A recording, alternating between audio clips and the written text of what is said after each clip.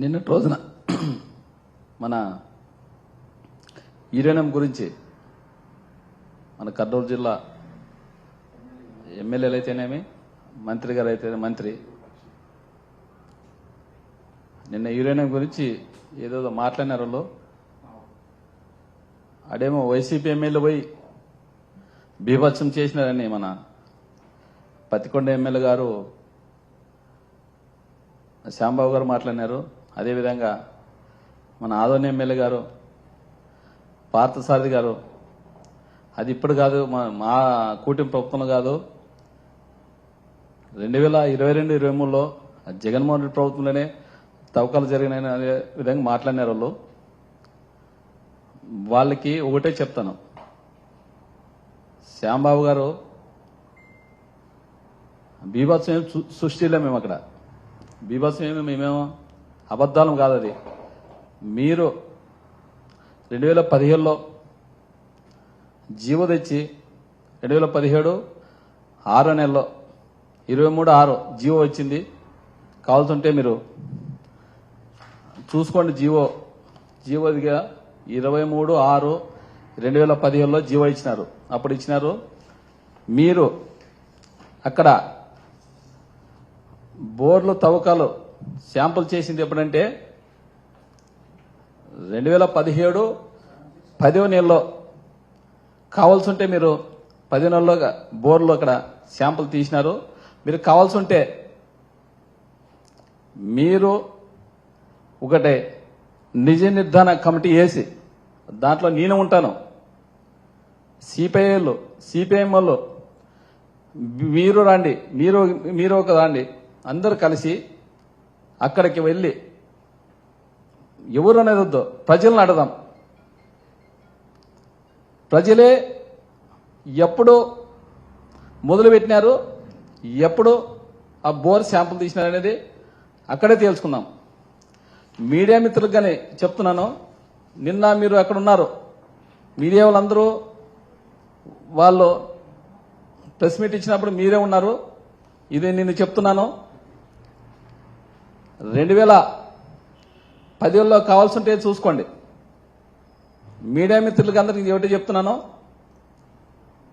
మీరందరూ ఇక్కడ విజయవాడలో మీడియా మిత్రుల్ని నేను మా వెహికల్లో తీసుకుపోయి నిన్న ఖచ్చితంగా అక్కడ మీరు తోలుకుపోయి ప్రజల దగ్గర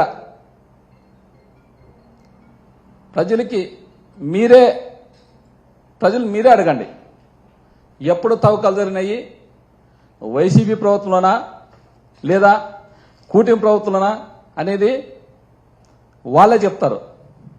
అనవసరంగా నోరుందో లేదో అని మన ఆదోని ఎమ్మెల్యే పార్థసారథి గారికి చెప్తాను, 2022-23లో తవ్వకాలు జరిగాయనే విధంగా ఆయన మాట్లాడడం జరిగింది. మీరు అక్కడ రాండి, ఆదోన్లో కాదు కప్రాల దగ్గర రాండి. మీరు ఎప్పుడు జరిగిందో వాళ్ళే నీకు ఏం జరిగిందో ఎప్పుడు జరిగిందో నీకే వాళ్ళు చెప్తారు. ప్రతి ఒక్కటి మీరుగా నేను చూస్తున్నాను, ప్రతి ఒక్కటి గత ప్రభుత్వం అంటుంటావు మీరు. కానీ గత ప్రభుత్వము అయిపోయింది, మీ కూటమి ప్రభుత్వం వచ్చి 6 నెలలు అయింది. మీరేం చేస్తారో చెప్పాలి. కానీ ఏడా టీవీ5లో డిబేట్ కూర్చున్నా గత ప్రభుత్వం అంటావు, ఏబిఎన్లో కూర్చున్నా గత ప్రభుత్వం, ఐన్యూస్లో కూర్చున్నా గత ప్రభుత్వం అంటాను. గత ప్రభుత్వం గతం అయిపోయింది. గత ప్రభుత్వము చేసినవి అయిపోయినాయి. మీరు ఏం చేస్తారో, మీ కూటమి ప్రభుత్వం ఏం చేస్తుందో, నువ్వు ఏం ఆదోళనలో ఎంత డెవలప్మెంట్ చేస్తావు నువ్వు చేయి. కానీ గత ప్రభుత్వం బాగా చేయలేదనే కదా మిమ్మల్ని 164 సీట్లు గెలిపించినారు. పదే గత ప్రభుత్వం అనొద్దని మీరు నిజాలు తెలుసుకొని అవి 15లోనా 22-23లోనా మీరు తెలుసుకోవాలంటే నా వెనకాల రా, కపట్రాలకు పోదాం. కపట్రాలకు పోయి ప్రజలను కనుక్కొని అది ఏమో మీరే తెలుసుకోండి. అదేవిధంగా మన శ్యాంబాబు అన్న గారు అన్నారు, నేను ఆ రోజు 2వ తారీఖు నేను పోతుంటే పోలీస్ డిపార్ట్మెంటు ఎంతమంది అంటే ఎక్కువ దగ్గర కాదు, ఆదోర్ నుంచి వస్తాడా అక్కడ కాపలా పెట్టారు, యమునూరు నుంచి వస్తాడా అక్కడ కాపలా పెట్టినారు, పత్తికొండ నుంచి వస్తాడంటే అక్కడ కాపలా పెట్టినారు. మళ్ళా తర్వాత నేను మీ దేవుడికొండ పోయి రూట్లో 4 దగ్గర ఇక్కడ ఆస్పత్రి దగ్గర కాపలా పెట్టినారు. మళ్ళీ వచ్చేసి దేవనకొండ క్రాసు, ఆలార్దిని క్రాసు, అదేవిధంగా మళ్ళా కప్రాల క్రాసులో పోలీసులను కాపలా పెట్టినారు. నేను నా ప్రజల శ్రేయస్సు కోసం, ఎందుకంటే ఆ యురేనియం గురించి తెలిస్తే మాకే ఎంతో బాధ ఇస్తుంది. ఆ యురేనియం తవ్వకాలు జరిగితే 150 అది తవ్విన వేస్టేజ్, ఆ వేస్టేజ్ గాలి పీల్చిన మనుషులకి ప్రాణాంతకరమైన వ్యాధులు వస్తాయి, బబ్బులు వస్తాయి, మంటలు పుడతాయి. అసలు అక్కడ పంటలుగానే పండువు, నీరు కలుషితమైపోతుంది. ఇన్ని సమస్యలు ఉన్నప్పుడు మా ప్రజల కోసం నేను మాత్రం పోరాడతాను. ఆ రోజు నేను ఇంతమంది కాపలా పెట్టింటే అందరినీ కాదని నేను బైక్లో మా గన్మెన్ కానీ మా వాళ్ళందరినీ కానీ వదిలిపెట్టి నేను బైక్లో పోయినాను. బైక్లో పోయింటే ఆయన మళ్ళా మనసు వచ్చినారు, వాళ్ళ నిజ నిర్ధారణ కమిటీ అని వాళ్ళు వచ్చినారు. శ్యాంబాబు గారు, మళ్ళా కోడమరి ఎమ్మెల్యే గారు, అదేవిధంగా అక్కడ లోకల్ వీరభద్రగౌడ్ గారు వాళ్ళు వచ్చినారు. ఆ రోజు వాళ్ళు మీరికి భయం లేకపోతే దాదాపుగా 200 మంది పోలీసులతో వచ్చినారు మీరు.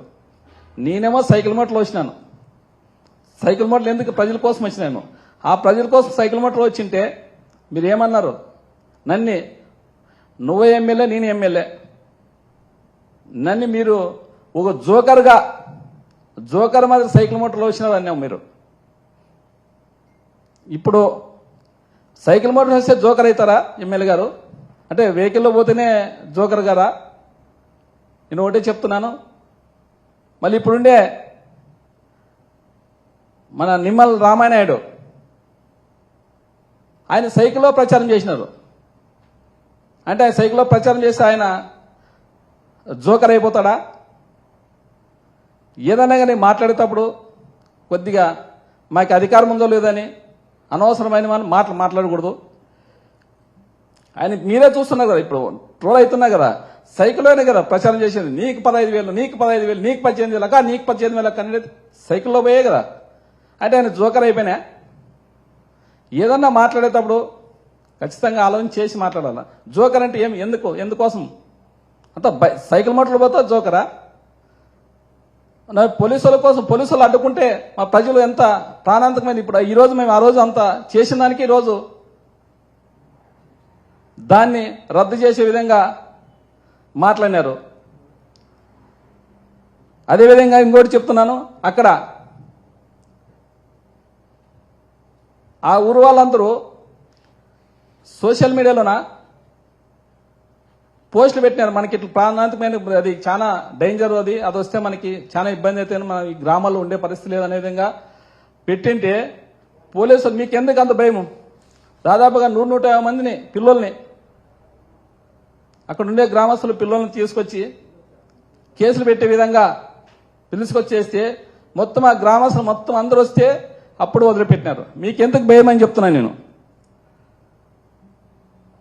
అదేవిధంగా మంత్రివర్యులు మాట్లాడారు, భరత్ గారు మాట్లాడినారు. ఆయన కడగాక రద్దు చేస్తామంటే కావాల్సింటే మీరు వీడియోలో వినండి. ప్రస్తుతానికి ఇప్పుడు లేదు, అది ఏం జరగడం లేదు అంటున్నా. అది అందరూ తెలిసే. ప్రస్తుతానికి ఇప్పుడు తవ్వకాలు జరగట్లేదు అవి. మళ్ళంటే మీరు చెప్పే మాటలకి అంటే ఫర్దర్లో మరి ఏమైనా జరిగితే చూస్తామన్నారు. అంటే జరిగినట్లేనే కదా అది. ఇన్ని ఒకటే చెప్తున్నాను, మీరు మీ ప్రభుత్వం ఉంది, మీరే జీవో 2015లో ఇచ్చిన జీవో మీరే ఇచ్చినారు. దాన్ని ఇప్పుడు చంద్రబాబు నాయుడు గారు, సీఎం చంద్రబాబు నాయుడు గారు నిన్న చెప్పినారు రద్దు చేస్తామని. రద్దు చేసేది కాదు. ఆ జీవోనే రద్దు చేసినామని దానికి జీవో ఇవ్వండి.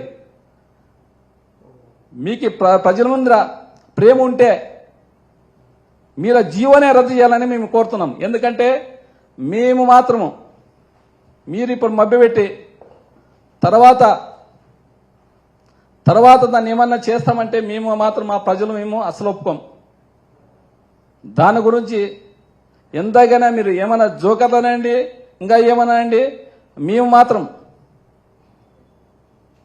ఎందుకంటే అది రష్యాలో ఇదే ఒకటి విద్యుత్తు యురేనియం విద్యుత్తు అది పెట్టింటే దాని వేస్టేజ్ తీసేసిన 35 సంవత్సరాలు దాన్ని నిలబెట్టి అయినా అక్కడ పోవాలంటే మామూలుగా పోయేటట్లు లేదడ. ఎంత ప్రాణాంతకమైనదో అది ఆ యురేనియం అంటే. దానికి ఎంత పవర్ ఉంటుందంటే దానికి 10 లక్షల టన్నులు బొగ్గు కెపాసిటీ ఎంత ఉంటుందో ఇది 1/2 కిలో 500 గ్రాములు వేసి అంత కెపాసిటీ వస్తుంది దీనికి.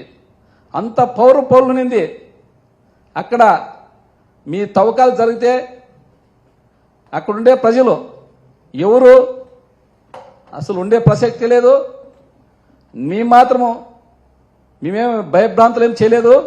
నిన్న వాస్తవాలు చెప్తున్నాం. మీరు ఏదన్నా కానీ యూట్యూబ్లో చూసుకోండి. దాని భయంకరంగానే ఎంత వస్తాయో అని ఉంటే ఖచ్చితంగా క్యాన్సర్ వస్తుంది, బబ్బులు ఎగురుతాయి, మంటలు పుడతాయి. అదేవిధంగా అక్కడ పొలాలు కానీ ఏ పొలము అసలు పంట పండే ప్రసక్తి లేదు.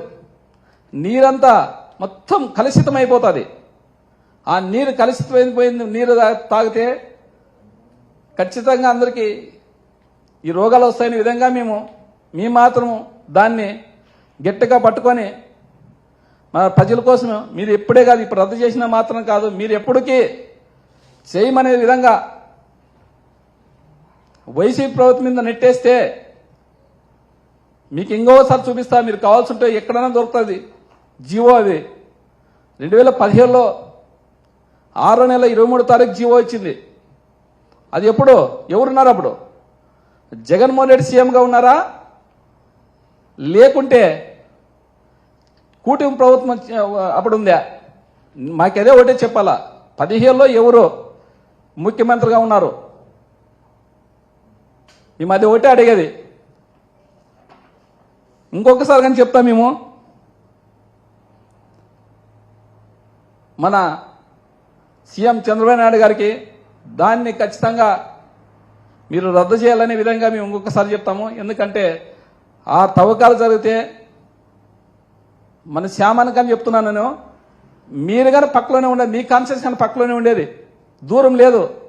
మీ వాళ్ళకి కానీ ఖచ్చితంగా ఇది ఎఫెక్ట్ అవుతుంది. అదేవిధంగా కోడుమూరి ఎమ్మెల్యే దస్తగిరి ఆయనకి అని చెప్తున్నాను, మీది పక్కలోనే అన్ని ఉండాలి. అదేవిధంగా ఎమ్మునూరు ప్రజలు కానీ ఆడ 4 కాన్షియస్లు శ్మశానం అయితే అని చెప్తున్నాను. అది కానీ జరిగితే, ఎందుకంటే ఒకరు విషయం కాదు ఇది పార్టీకి సంబంధం లేదు. మా ఏరియాలో ఏదైనా ఎక్కడైనా జరిగినా దాన్ని మాత్రం యూనియన్ మాత్రము మేము ఖచ్చితంగా అడ్డుకుని తిడతాము. మన ప్రజలంతా ఖచ్చితంగా అలర్ట్గా ఉండాలని చెప్తాము. మేము దీనికోసం నేను ఎంతగానో పోరాడతాను ప్రజల కోసం. సైకిల్ మోటార్లే కాదు, సైకిల్ మీద కానీ ఎక్కడైనా వెళ్తామనే విధంగా చెప్తున్నాం.